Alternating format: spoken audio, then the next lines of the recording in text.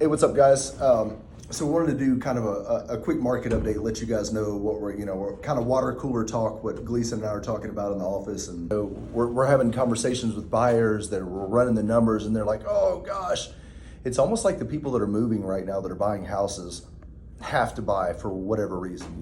They're getting transferred here for a job, or it could be a divorce, or whatever the situation is.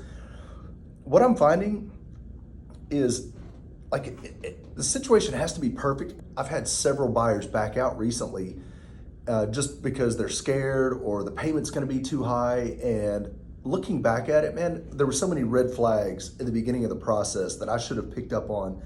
And what I'm learning through this is we have to ask very deep, the deeper, the tough questions,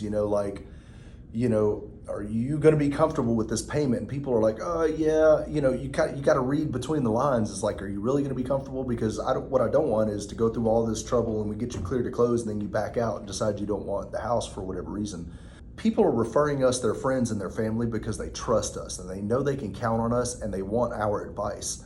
So we've got to ask those deep, tougher questions to dive in and find out exactly what it is that they want and what they need. At the end of the day, most people really don't know what they need. You have to guide them to what they need and ask them the right questions on what they need.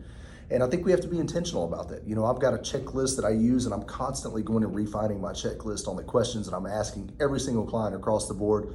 What are your long-term goals? Do you have any upcoming large financial obligations that are going to come due soon, like student loans? We're working with a client that had $350,000 in student loans. It's about to hit them. And I'm like, they were coming to me talking about wanting a 15-year mortgage. And I'm like, I don't know if you want a 15-year mortgage because you're about to take on another $3,500 a month in student loans. Is that really the wise thing for you right now?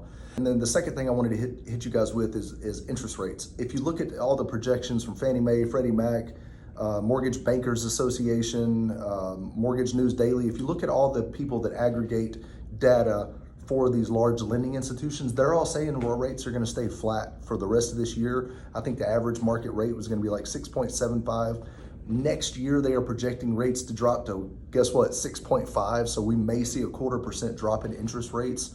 So I don't know. I think, Trump could come in and have the feds buy up mortgage-backed securities like we had during COVID. That would drop the rates, but it's a balancing act, right? We're in a pretty healthy market right now. If we go in and we drop the interest rates too much, people are going to flood the market and the prices are going to shoot up. And that's not what we need. I think right now we are suffering from the rates being too low for too long, and the prices shot up. And